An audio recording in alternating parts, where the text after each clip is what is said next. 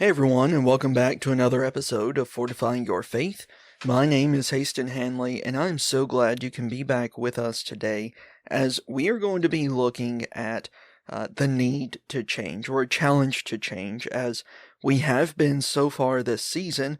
But I want us to pick up, as last week we finished discussing a challenge to change our prayer, as we have talked about the importance of prayer, the attitude in prayer, and audience of prayer, as well as our frequency of prayer.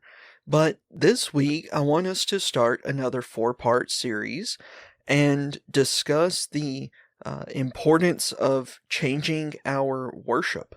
Because, strangely, this is something that a lot of people will overlook. A lot of people will not stop and consider when it comes to the need to change our worship, because I'm not discussing changing the actions of worship. I'm not changing the frequency of how often we gather together. I'm not looking to change anything when it comes to worship itself.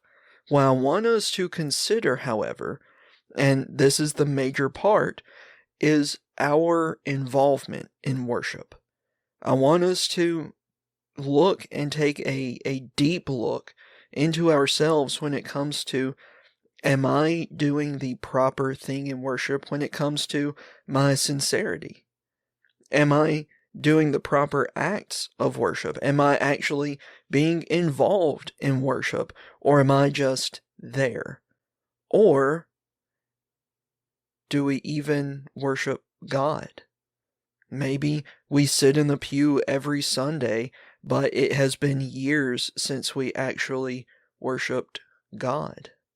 So, I want us to look and just openly discuss for a few minutes what our worship ought to be. And with that, I want us to spend a few minutes discussing what God has given us and showed us for each one of these things when it comes to sincerity, when it comes to proper worship, when it comes to knowing who we worship and why we are worshiping.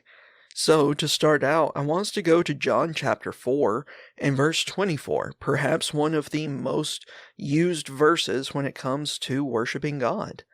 Jesus said, "God is spirit, and they that worship him must worship him in spirit and in truth."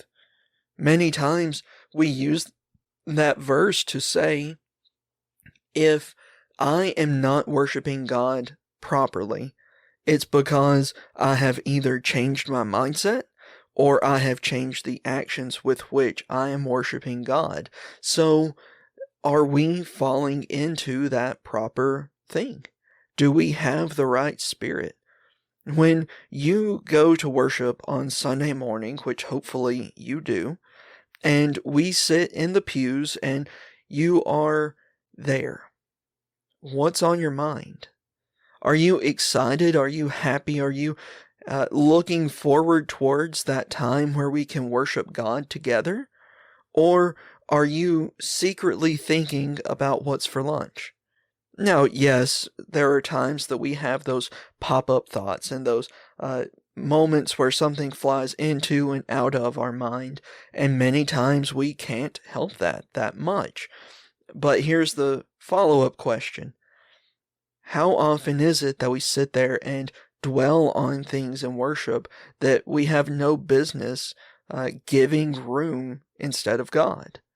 How often is it that we take that time and say, I know that the preacher is preaching, or I know the song leader is leading a song, or I know we're in the middle of a prayer, but I'm going to dwell on this thought that has no bearing when it comes to my spiritual life? Are we excited when it comes to worship? David would say in Psalm 119 and verse 1, 122 and verse 1, I was glad when they said to me, come, let's go into the house of the Lord and let's worship. He was excited to be able to worship God. Do we have that same spirit, that same attitude and mindset, or are we closer to the mindset of, well, I'm so used to this, I've done it so much that it doesn't really matter. You see, that's the actions of worship that we need to challenge and need to be challenged to change. We should not be comfortable with the mindset of my worship is good enough if I am not a part, or my worship is enough if I only give half of my attention, or a quarter, or a third of my attention to God.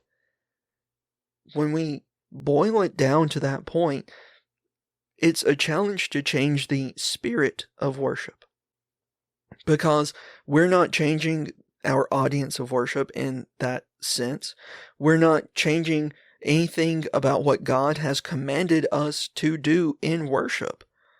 But do we have a heart that's excited to worship? Do we have a heart that's focused on worship? Many times we're so focused on getting the truth aspect right, which is vitally important, that we have forgotten the spirit aspect of it, and we have forgotten the heart and the importance of putting our all and our excitement and joy into worshiping God. Next week, Lord willing, we're going to be looking at insincere worship just a little more and what that actually looks like. Because there's countless instances throughout, especially the Old Testament, of insincere worship. They just simply worship God because that's what they did.